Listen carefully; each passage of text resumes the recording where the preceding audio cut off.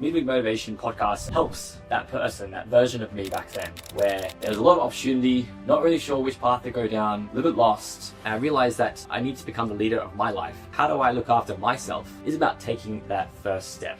Giving up security for fulfillment. To make that sacrifice, it requires a lot of work, a lot of unseen, hidden work that no one sees. You have to be incredibly driven to be able to sustain that long term. You have to look after the people around you. And if you don't, then nothing else matters. I'm forging my path to make this experience work. But now I'm in a position where I have the privilege to invest more in podcast equipment and now go into a full-time personal training at the gym I work at and paying more rent for that process. And this is what this podcast is about. From Regari, Tobias Haslinger, Yagi, Shannon Michaels, Karan, Michael E. Holden, Ian Thompson, Amy Barlow, Mikey Glenn. What I learned from him was, before we get into the show, if you're loving the Midweek Motivation Podcast, I'd really appreciate if you're able to go onto the YouTube channel and subscribe to this channel, or if you're listening to this episode on Spotify, to rate this 5 stars. Every little bit of support helps out tremendously, and I really believe the lessons and stories that I'm sharing you guys from the guests that I have on this podcast are so powerful. And I want to be able to share this with as many people as possible. So if you have 5 minutes to quickly go do that, that would be awesome. Thank you so much in advance. Welcome to the Midweek Motivation Podcast, a show where I uncover inspiring stories and share powerful lessons of people from all walks of life and how health and fitness has shaped them to who they are today. These can be athletes, entrepreneurs, artists, or anyone who has taken action and documenting their journey today. This is episode 10, and today is going to be a little bit different. We're going to do a solo episode, just me and you, the listener. But instead of talking about my backstory, I want to share with you guys why I started this podcast, where it's going to go, and how the lessons I've learned already from the guests I've had on these podcasts, how I've applied them to my life to where they are now, and what my current priorities are. But instead of sharing with you guys my backstory, I want to share with you guys the podcast, how it started, where it's going to go, and what I've learned from my guests that I've applied to my life, and how that's fitting into the big picture with everything. So let's start from the beginning, why I created this podcast. So last year, I created the Midweek Motivation brand, and it just started off with a newsletter. And at this time in my life, I moved away from Sydney to London, and I started my business, which is personal training, online coaching, but I didn't really have much else going on in my life. So my calendar was very empty, which is a very new thing. And so I wanted to start documenting some of the stories and continue to build upon this personal brand that I'm building. For the past few years, I've had this YouTube channel, I have an Instagram, but now it's time to go into writing. And I didn't want to just keep it health and fitness related, which is what most of my content is about. I wanted to go deeper into that, into mindset and how that works with everything that I do and how I can apply to anyone, regardless if you're in the health and fitness industry, maybe you're starting a business, maybe you're writing your first blog or starting that YouTube channel, whatever it is, that is where you can find lessons and stories from basically, it's going to keep going until I decide to give up. But basically every single week, I send you a weekly newsletter, and it also contains some other cool stuff in there as well. So free workout of the week, I've got you some additional resources in there as well. But then after a couple months of writing, I thought, you know what, I really want to connect with other people. Rather than talk about myself all the time, I would love to have some guests on. So that's when I brought in my first guest, Regari Gomo. And I realized from here, this stuff is so powerful, I wanted to share it. So we recorded it anyway, regardless of where it's going to go. But then I was like, let's make it a podcast. So we did that. And since then, I've had it as a hobby and just learning one episode at a time, how to shoot a different format, how to set up the room in this in-person way, how to make it a bit more sort of chill and relax, which is kind of the vibe I'm going for this podcast, rather than some of the YouTube videos where a bit more scripted or trying to figure out different shots. So it's a completely different scene. With the podcast, what I wanted to do was I wanted to share the stories and lessons from people I find really inspiring and who have gone through the hard walks of life to achieve what they wanted to have today and how that's made their life more fulfilled. The podcast was also a way to be connected with people. As I move countries, and if you've ever experienced this, it doesn't have to be a country, but it could be a city, then you know that you lose some of that connection if you have friends and family who you've left behind and your community. So I wanted to have this way to still keep in touch with people and then share what they've learned from their journey. So what is this podcast about? I think this podcast is going back to maybe who I was 5 years ago, 10, maybe perhaps 15 years ago, where there was a lot of opportunity, not really sure which path to go down, a little bit lost, and the traditional path seems a very easy way to go to that next stage. But again, even that was just too difficult to figure out. What kind of career I wanted, university, or subjects I wanted to study in school. Little did I know, a year from now, during school, what I wanted to do, or who I wanted to become. So this Midweek Motivation podcast and newsletter helps that person, that version of me back then. And I'm sure there's many of you who can relate. Perhaps maybe you're not as young as me. Perhaps you're going through a career change, or you're having an existential crisis, or that you feel like you've been left behind in life and you're not really sure how to just make yourself more fulfilled. And this is what this podcast is about. What it's not about is a quick success story. I don't want to share another really quick hack that someone has done to become rich or become famous, anything like that. It's not about that. It's about giving up security for fulfillment. Take sacrifice. And I don't want to make it seem like that there's one version of success. Success or fulfillment, everyone has a definition of what that is. And I don't want to seem like that, you have to do this, you have to give up your career, you have to go out there into the wilderness and, find your thing. Perhaps listening to this podcast, maybe you are that person who is looking for something else. So all it is just providing that little extra spark. If you're feeling something's missing in your life, then perhaps this could be that little dose of motivation. Why it's called Midweek Motivation? Well, no one seems to have motivation on a Wednesday or a Thursday. So that is why that is. Everyone has the highest dose of dopamine motivation on a Monday, on a start of the week, start of the year, start of the month, whatever it is. So trying to have a bit more enjoyment, a bit more fulfillment, a bit more energy for the rest of your week. No matter where it is, if you're working in a grinding 9-to-5 job, you always have something to look forward to, perhaps in the evenings where you can work on yourself, whether it's just going to the gym, spending time with your family. Maybe it's working on that project for an hour that you said you would. And so these guests that I have on, they could be anyone. It doesn't have to be health fitness related, which is what the rest of my content is about. I love having conversations with people, especially intimate conversations. I'm an introvert, so even though that seems completely different, trying to go on camera, doing all these different things, but naturally, I'm an introvert, and I just learned extroverted skills to put myself out there. This stuff is not easy for me. And this podcasting is just a way just to record those meaningful conversations and then just share that with people who I generally think, who may need it.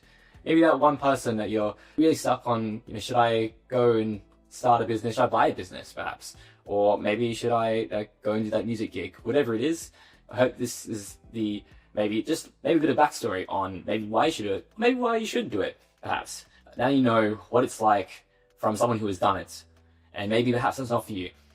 So now, where is this podcast going? This is the 10th episode, so it's not a lot, but you can probably already tell if you've been listening or watching that there's been some improvements over time. The in-person podcast, for example, or even if you've seen some of the promotion for the podcast.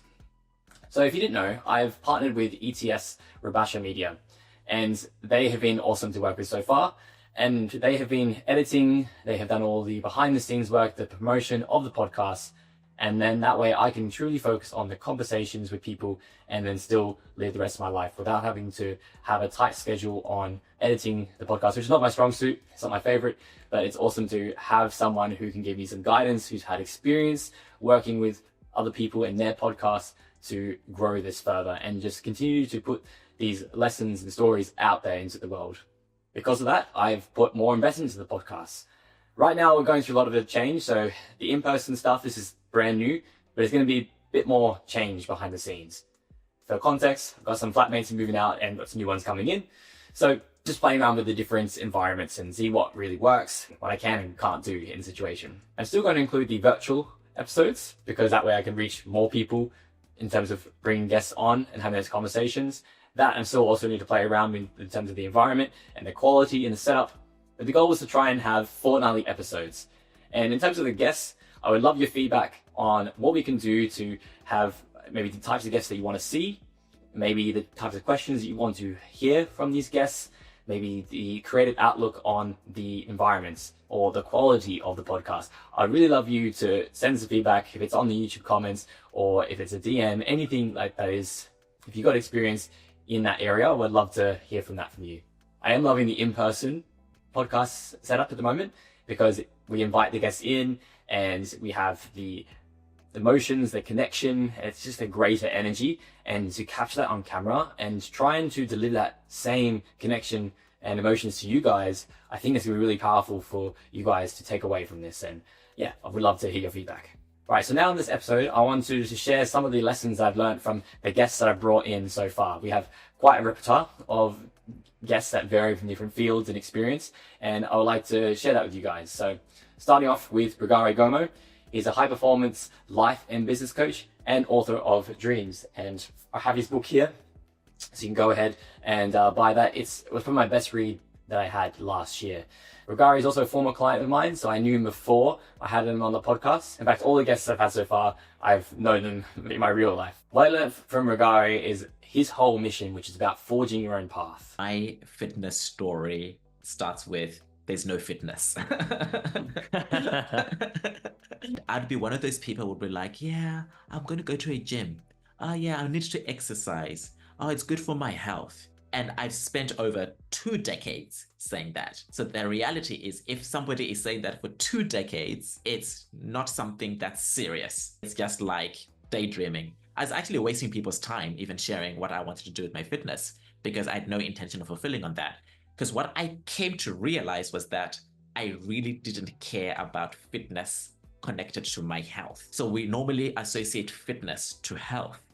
We should exercise to be healthy. But how I'd say it to myself would be like, I need to get fit at some stage. But in reality, I'm like, nah, I've got time to be fit. But it all hit a head when I started writing my book, because what I'm passionate about is sharing my mission and my passion. And my mission is to inspire and empower all people to dream, forge their own path, and be the leaders in their life. And what that means to me is creating that space where I can live a life that I'm fulfilled.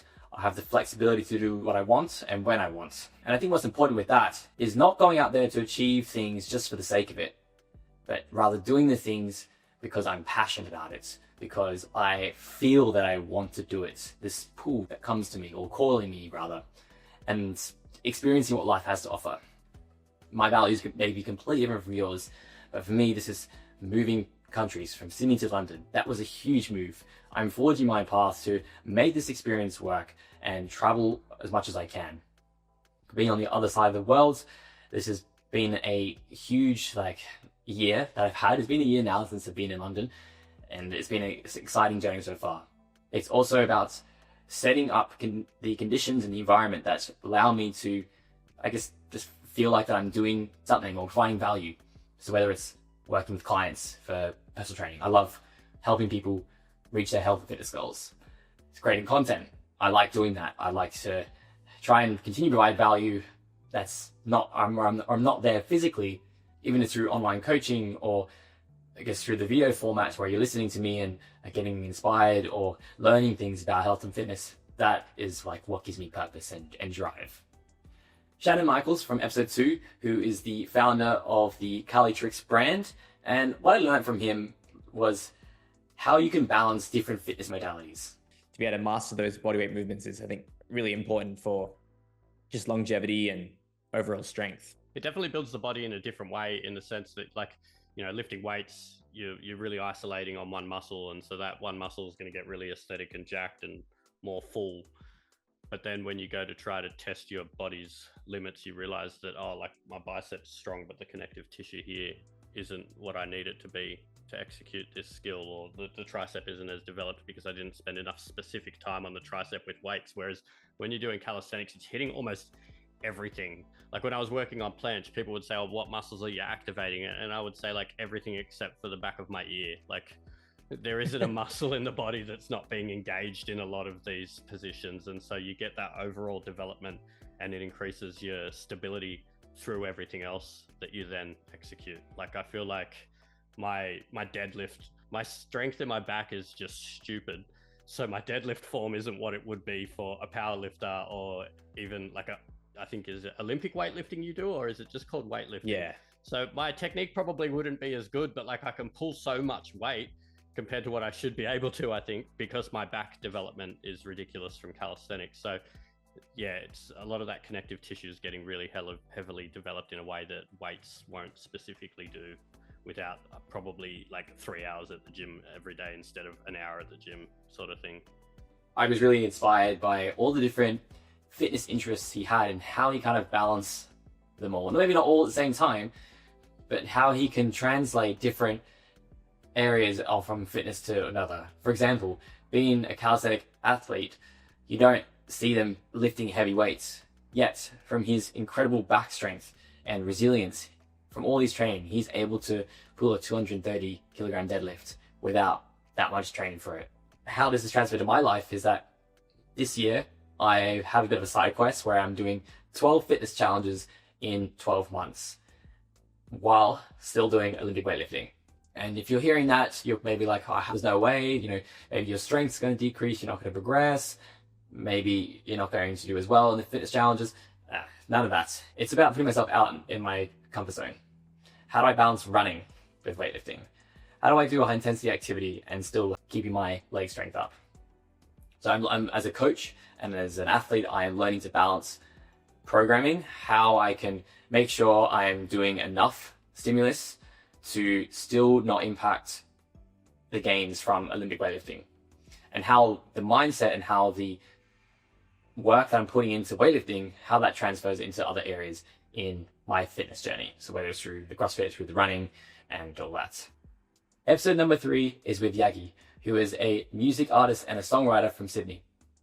And what I took away from this episode was that I attach my ego to maybe different things in my life that I feel like it's going to improve me. There's the version of me now that's constantly trying to be better and grow, and it's almost like it frightens other people. But yeah, you're in the same boat, I guess, with like really going hard on what you're doing and giving it everything. So yeah, it's hard. Yeah, I mean, in a way, I've caused more isolation by moving across countries.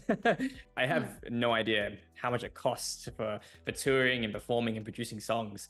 Yeah. For the other non-music industry people in the audience, like, what kind of financial costs does that sort of take to fund all this? So for a song, let's say you write it, you wrote the song, so you don't need to pay for someone else to write it, ideally. Production's about $2K, and then you've got mixing, which can go to $1K, and then you've got mastering, which isn't too bad, it can be like $100, $200. And then you've got promo photos, which are $400. And then you've got a music video, which can be up to 2K, usually 2K. 2K is a good price. And then let's say you want to do PR. That's about 2 or 3K. You want to do some, you want to put some marketing money into a socials post for your release day. $100. You want to put some money into Spotify, because Spotify has this thing now that it'll like market you out. $250 minimum. And then you just do it again. And then touring's a bit even crazier, because standard musician fees are about like, in terms of session musos, they'll be between $150 to $250 for rehearsals. And then you've got a call out fee, $150. And then if you're paying for their flights, that's flight money. And there's an extraordinarily high amount of costs. And I think that's honestly why I work so much. I work so much so I can be able to pay for it all. And I think that there's definitely opportunities that I need to take up more in terms of like grants and things like that, but it's also hard when you're kind of like, well, where's the time to stop and just fill out a form and do all of that? But that's the costs. I saw your face when I was like, first thing, 2K, yeah. And you're like, oh. Just for the song. That's why it's so, yeah, I can now have much more understanding on how much it costs for, say, an album, let alone just a single. Wow, yeah. That's incredible. And yeah, completely understand why 3 jobs is necessary, especially when you're living in Sydney, rental. Yeah. Sometimes across the journey through, say, content, for example, I think, if I was to keep making videos, then perhaps I can earn enough money to have this financial, freedom and live the life that I want to.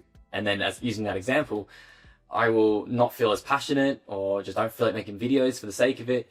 And then it just falls off the racks. But like giving yourself a reality check, like when you see someone who, looks like they're doing well, or you hear stories from these celebrities, or you hear about these 1%ers and how they, can like live the life they truly want. To make that sacrifice, it requires a lot of work, a lot of unseen and hidden work that no one sees. Say for Yagi, for example, when you see her perform, she's like, wow, she's a fantastic performer and she writes incredible music. But the work it takes for her to continue doing that day in, day out, like the jobs that she has to do to fund this process is like, wow, you have to be incredibly driven to be able to sustain that long term. So for me, like to be able to do that, like I need to take the ego out and I have to pull myself aside sometimes and just realize what I need to do to make sure that I am still on track with my mission, with my values, and how I can continue creating content, balancing a business or studying university and training on the side to make it all work. Even with business, I could always have ideas where it's like, oh, if I do this, I can make more money, that sort of thing. But at the end of the day, like passive income or financial freedom or building a business takes a lot of work. Just a quick announcement before we return to the podcast. If you're enjoying this episode of Midweek Motivation, you may be interested in checking out the Midweek Motivation newsletter, where every week I'll share with you a useful lesson on resilience, mindset, or fitness, or health in general, straight to your inbox. You also receive a free workout of the week, useful resources, and the latest videos that I've got up there. And just if you want to keep updated on my life, you'll find everything there. If you're interested in that, go ahead and hit the link in the description below, or go to Substack and search up Midweek Motivation. All right, let's return to the podcast. Episode 4 is with my good friend Tobias Haslinger, who is the co-founder and former president of UTS Boulder Soc. The UTS Bouldering Society is a project that I co-founded with Toby a few years ago, and I've only shared a couple stories about this, but this episode we really dive in onto how we started the society and why we did it, and how it's grown and evolved over time into new leadership. And leadership was a big topic we talked about in this podcast. When you get really stressed, sometimes you go into this fight or flight type thing, like anxiety, and you just want to get out of that. And for me, the quickest way to get out of it was just do it myself, which is not a great trait for a leader. It showed me that you really need to understand your team and what their strengths are and what their weaknesses are, and then learn how to comfortably delegate. And I'm not saying this to say that the team were not good enough or below par or something, but when you're a perfectionist, sometimes you're just convinced that your way to do something is the best way. And so it can be very uncomfortable to let someone else do it. And I think that's something that I struggled with. And it's something I learned a lot about, is that sometimes you just have to kind of sit in the discomfort of that, and that your priority as a leader is to actually delegate and to manage rather than to do those tasks. So that was a crazy experience. And I really learned a lot about how I am as a leader and how I could improve. And to answer your question as to would I do it again, 100%, because the next big group environment I was in immediately after being president of Boulder Soc, I subconsciously and consciously put all those practices into play, all those learning experiences into play, and had a vastly different experience. And what I learned from doing that, from starting a club and leading a team, was that you have to look after your team. It doesn't matter how much focus you put into the club members. In business, it could be your employees. Maybe you're working on a project with your uni partner friends. You have to look after the people around you. And if you don't, then nothing else matters. Well, my first priority was to make sure that each of our exec members felt like they were involved with the club, that they had a mission, they were looked after, they had a purpose. But when I had this conversation with Toby, I realized that I need to become the leader of my life. How do I look after myself? How to look after people around me? Because it doesn't really matter like how much success I try and strive for. None of that's going to matter if I don't look after myself or the people around me in the process. We all go through life in different seasons, and sometimes we work harder through different seasons and we struggle, but then we come out the other side, and we have some times where we're relaxing more, reflecting more, involved in our community more. That's okay. But I need to remember that I am staying true to my word, that I'm making sure that when I say I'm going to do something, I'm going to do it. If I'm saying I'm going to do something for someone else, I make sure that I go and do it and not forget about it. And when I have the opportunity to take that rest, I'm going to need it for recovery. As an athlete, then definitely like I need that for training wise. But then also, how do I keep myself sustaining all the efforts, all the hard work, all the hard times with the business, with continuing to travel, to staying connected with different people, building the podcast? I have to make sure that I'm looking after myself. There's no right way to do it all. Sometimes it's going to be not a good balance, but it's recognizing that and then taking that time when you can. Episode 5 was an awesome one to do. I interviewed Karan, who is the founder of 0 to 1. I'm wearing one of their shirts right now. And the big topic that we talked about throughout the podcast, and this is their mission and their brand statement, is about taking that first step. Having big goals that are scary is super important, but having this balance between being realistic and also not having your emotions so tied to the goal. For instance, not being close to hitting your financial goal, for instance. If you were so tied to this goal, you will have some negative emotions or experiences from this outcome. Feeling discouraged from continuing this path. But if you didn't set this high enough goal, you made some significant progress towards it. It's like, say, someone who wants to lose 20 kilos in weight, and in 1 year, they only managed to do 10. 50% of the way, you can think of it that way. But 10 kilos is a lot of weight, and you can still see a physical transformation from that. And the fact that you've already built this momentum to lose the first 10, the last 10 is going to be easier because you know what to do, you know what's working. You should have to just be patient and keep going with the goal and adjust, some areas where you need to. But I feel like for you, like you've already built this momentum, right? The next 6 months, like I'm sure it's going to be a huge exponential increase compared to the last 12 months. And I do really like the value of 18-month goals, because 12 months does seem, that goes by quite quick. Yeah. But 18 months, it's like just enough where you could really see the progress from day one. So that's what, I really like what you said. You learn a lot when you start. So you get those insights, what's working for us and what's not working for us, what ads to run, what kind of content to post. So the first year is probably, technically it is about that. It is about learning and gaining insights, consumer insights, whether it's consumer insights or whether it's insights from your ads that you run or the content that you post. I think that's where we've reflected a lot. And that is why now for the next 6 months, we are expecting an exponential growth. It's just about being optimistic and learning from the mistakes that we made in the past. And it is for everyone else listening to this podcast.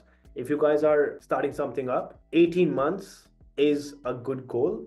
Keep your goals for the first 18 months. And for the first 12 months, you'll probably be somewhere, whether it's a quarter of that goal or whether it's up to 50% of that goal. But for the last 6 months, you'll definitely push yourself a lot more than what you did in that first year. It's always uncomfortable, but no matter what you need to do, it's always just starting small with that step one, day one, whatever it is. And that is the whole part. While I'm doing these challenges, it's not something I know a lot about of. I know how to run and I know how to program for that, but then putting that into practice, I just did an ultra marathon the other day. I not once did I learn how to do that in uni in terms of theory wise. I've never done it myself, so I had to learn all these different ways on how I can make it to the finish line. And then also trusting the process, whether it's through nutrition, whether it's through hydration, whether it's through recovery, doing what you can and just trust that process, and then you'll be able to progress on some level that way. In your first year of any new endeavor, I'm going to take starting my business as an example, starting rep coaching, which is resilience, energy, performance. I don't know how to run a business entirely. I know how to train people. I know how to take payments. But then how do I grow that? How do I scale that? How can I go out there and help more people without being there physically in person? How do I live away from back home and start a new life? That's completely from scratch. It's different from just moving out, an hour away from your parents' place. So that first year is all about learning. And we talked about 18-month goals because that is a really good way of making tangible progress. Last year has been completely different. Even 6 months ago, you can say. Those first few months, I lost a lot of my money trying to build the life I want here. And it was a difficult time. But now I'm in a position where I have the privilege to invest more in podcast equipment and now go into a full-time personal training and the gym I work at and paying more rent for that process. So it all starts from just starting that first step. Episode 6 is with Michael E. Holden, who is a former 500 executive, high-performance coach, and the best-selling author of The Authenticity Deficit. And I met Michael back in Fiji last year. I was there for a Tony Robbins event, and we talked about the experiences that we learned from that, and obviously his journey leading up to it. But the big thing I took away from that was the leap of faith. Another thing was taking a leap of faith. I read this book every morning. It's called Jesus Calling. And it's just my motivation. I said, I pull my energy from my faith. Whatever the listeners do, the encouragement is to find out where your energy comes from. You define it, but don't get lost in the fact that I'm talking about my faith. And so I happen to read, I'd wake up at 4 every morning. I would get my own workout, just the calisthenic types of things in, and I'd sit down, I'd pray, and I'd journal. And this particular morning, I read this, and I didn't think anything of it. But it ultimately, this Jesus Calling book is, they take Bible quotes, they put it all together, and they write it as if, like Jesus or the divine is writing a note to you specifically for that day. It's really encouraging.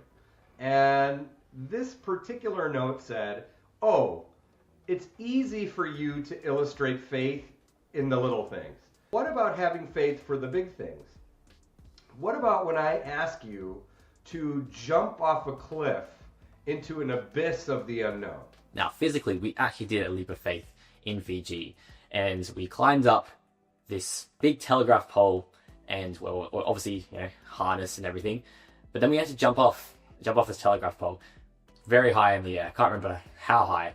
But then we had to aim for this trapezius, where we had to try and grab the bar. And that's a real physical leap of faith. I am not great with heights, so being so uncomfortable in that situation to climb up this pole, even though my legs are shaking a bit, I'm solely focused on this goal to leap off. But then how we can transfer what we learned, how can we apply that into other areas in our life? Taking that leap of faith to start a YouTube channel, for example. Going out there to show my face. Who the hell's going to listen to me? This is kind of the questions that pop up for me when I was going on camera the first time. When I started a fitness Instagram account, I'm like, come on, who's going to seriously take my advice? In those kind of times, you have this calling, and this is the metaphor of the leap of faith we're talking about. And fulfilling your calling is trying to fulfill our sort of 3 needs that we have that work for our body, for the mind, and for the spirit. And when we have one of those out of alignment in our life, then things start to slip through the cracks. Maybe we're not working out as much. Maybe we're eating not very well. We're having takeout.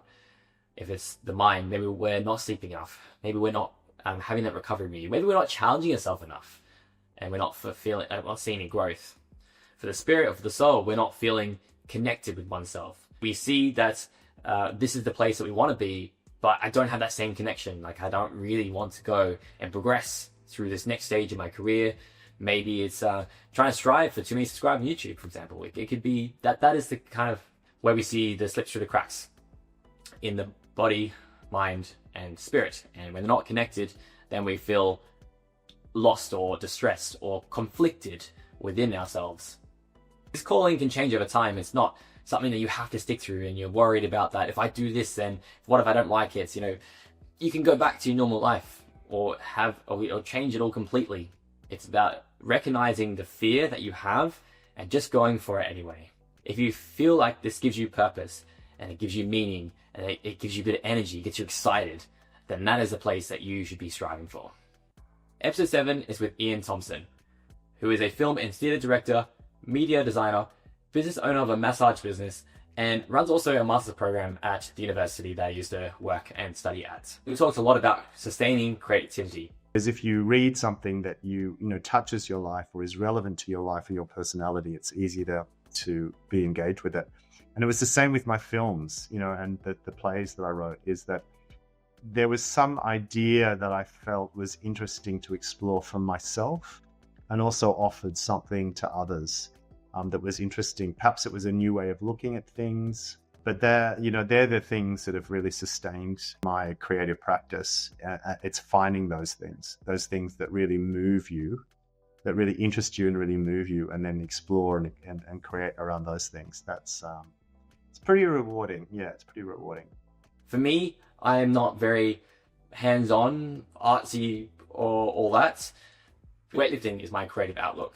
It's how I can express how I feel, how I can create joy or value or emotions. That is how I can sort of deliver that. And what I took away from that is that continue to making podcast videos is like I'm excited by it, especially when I'm having guests on or when I'm writing. Like I'm just so in the zone, even though I was not great at school in creative writing or anything like that. But like when I sit down and work on my own self and just share, even if like I don't care if anyone reads it, but when I feel like that is what's driving the creativity, is just like, writing or creating content, like then I'm just going to keep doing that. And when I feel like I'm straying away from my values, then that is where, where that passion starts to, soften a bit. And, speaking of being creative, this is one of the things that I created at the end of last year, and it's my 90-day training journal. And you can buy it on Amazon. Basically, it gives you a workout log. It's a blank template of gives you space to put in your exercises, your sets and reps, your cardio, and there's also some prompts at the end to reflect on the session, because that is equally important in the session. How do you rate the total intensity? What was your sleep quality like? Did that affect your training? What was your biggest win? Celebrating those small moments, even if it was a bad training session. At the front, it gives you space to write down your goals for the next 3 months. What will your life look like in that time? What are some challenges that might impose you achieving from that goal? So that's one of the small things where I can just create something, and well, if people are interested in investing in it, then that's a bonus. But just be able to express my creativity that way, that is how I've applied it since having that conversation with Ian. My 8th episode is with Amy Barlow, who is a former dancer, an online coach, a fitness trainer, and also founder of the ADHD Empire. And what I learned from the conversation with Amy was having this awareness of burnouts. We talked a lot about ADHD, and regardless whether I have it or not, it's still something that I really took away from my conversation with her. So, because there's a really big thing with neurodiversity, there's a common thing called cognitive dissonance, where if it's out of sight, it's out of mind. So if it's not right in front of you on a big sticky note that you stuck on your forehead, it will literally not be happening. Yep. That happens with us, with our awareness around our capacity. So, like for me, I will work until I'm debilitated. Yep. And that's not because I have an awareness around it. It's like I'm almost blind to it. Yep. I don't listen to the signals that my body has to tell me that I need to slow down. Okay.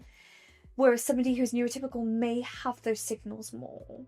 So that would be the differentiation between me of trying to express how somebody is neurotypical or neurodiverse to some degree. And there's lots of different examples of that I could put out there. So I go through periods where I work pretty intensely. Sometimes I don't sleep as much, or I don't have the boundaries to reset. I'm still wired when I'm going to bed, and thinking about the next day or something like that. It's about recognizing some of those symptoms where maybe I'm not as energized, or maybe it's not fulfilling what I said I would to someone. I've forgotten an important detail. There was a good example last year where I had the tickets to go to the men's weightlifting 73 class at Paris. I was one who purchased the tickets, and I thought it was this time, but I never double checked. And you know what happened? I got there at the halfway point. I missed the whole snatch session, and I was so disappointed in myself. It wasn't even the first time for that trip. On that same trip, I didn't even check where the actual airport was where we had to leave to get to Nice. Fortunately, we made the flight, but we had to travel. We arrived at one airport, and then we realized this is the wrong airport, and then we had to go through a different one in a space of an hour and a half. It was crazy. Fortunately, it was a good ending. But those are some really critical details, which it carries over to other areas of my life where I miss some of the important facts. Maybe it's with cooking, following a recipe. I'm just too distracted from all the little different things that come up. It could be my phone, but it could just be just some of the things I'm thinking about.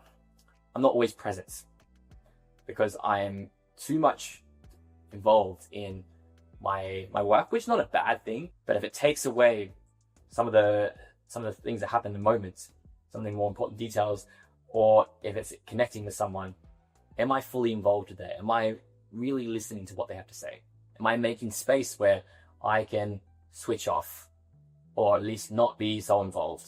I know this is not something that we admire, this sort of traits when it comes to creating the thing you want, and there's gonna be some hustle times, and I'm a big believer of there is gonna be times where you do have to hustle, but not to the extent where you need to destroy your relationships in the process, to ruin yourself. So that's something I need to continue working on. I think I always will, but it's just continue to recognize some of the symptoms of burnout, because when I'm in burnout, then it's very hard to come back.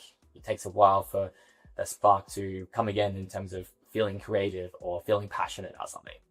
And the last thing I want is to make sure my clients or the people around me feel like that I'm not engaged with their conversations or what they what they're asking from me. Not only that, my productivity is less, my energy is less, my drive is less. So that is what I need to continue just reminding myself or working myself to not go into those states of burnout or doing too much. And the latest episode I had was with Mikey Glenn, who is the owner of London Weightlifting. And that's where I also do some coaching at too. It's a gym that I discovered when I first arrived in London, before I even signed a lease on a place. And what I took away from this conversation was that if you have a mission, then you can still focus on your community around that. In this brief stint I had during COVID, so this social enterprise business I was involved in was basically like a grocery delivery business. Started off just getting food to people who couldn't get out to the shops during COVID. Yeah. And then it did start to progress into something more like a commercial business. So we actually were in an accelerator for kind of early stage companies, that kind of thing. At the time I decided to leave. It just wasn't super interesting as a business concept, basically just getting like apples to people. Yeah. So there was that as well. I think that taught me a lot of things that like I wouldn't do in terms of business. But most of the things I do now were very much learning on the job, or like reading books. But yeah, I didn't come in with a plan because it was all very fast, the kind of transition from coaching there to owning there. So I would say definitely mostly learning by doing. Yeah. Yeah. For a niche gym in London, that's not a commercial gym. You really have to focus on its members. And this is something that I really loved about the gym when I when as a member, was that how people are always happy to be there, regardless of what happened during their day, or what they do. They always come in and they have a good laugh with someone. They can lift something and be supported by someone else. And so since I've known Mikey, he already owns the gym at this point. He bought the business, but then still had a vision of where it was going to take him. Since I met Mikey, the gym has changed locations. They've opened up a second arch. So now they have these two areas, one that's more specific to weightlifting and one that is more for the classes or for strength training or for just building their conditioning without going too much in the weightlifting side of things. But he always looked after the members, and he's always been great to me. There was a time where I couldn't pay membership anymore, but he continued to allow me to stay at the gym, which was, I think, a really cool thing to have, because it made me want to come back even more. And eventually I did, and he offered me coaching positions there. And it's something that I also discovered in when I was having the society with UTS Boulder Stock, is that we always looked after, as I mentioned, our team members, but then how we continue to grow the community. How can we continue providing value and make sure they're having fun? And in the process, we grew exponentially, and that wasn't even a target. The target was to have a space for people who like bouldering, and make sure they, after a stressful day at uni or work, they can come in and climb, and everyone can have a good chat, regardless on how deep their connection is with someone. And now it is where it is. It's skyrocketed, even without me or Toby being there. So in my life, where I don't have a team so much, but maybe it's the editing team for the podcast. Maybe it's my editor for the YouTube videos.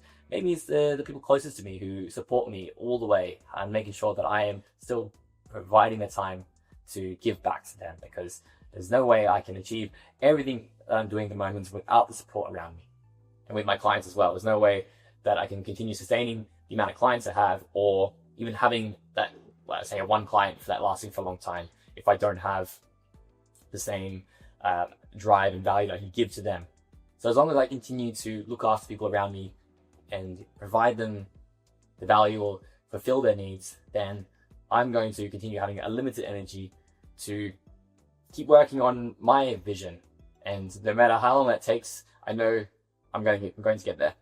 So that's a wrap for this episode. Thank you so much for listening to the Midweek Motivation. Again, just a reminder, if you have any feedback on the podcast on who you want to see and the questions you want to hear, anything like that, or how I can continue making this space more inviting or more welcoming, then please let me know. I'd love to hear how we can continue growing this podcast into a platform where people can literally join into any episode and be inspired by any guest that they come across.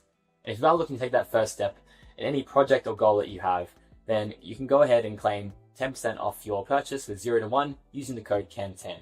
And that way you can join the community of people who are like-minded but in so different in many ways that we can all come together and support one another to grow and become the best versions of ourselves. Again, thank you so much for listening, and we'll see you in the next episode very soon.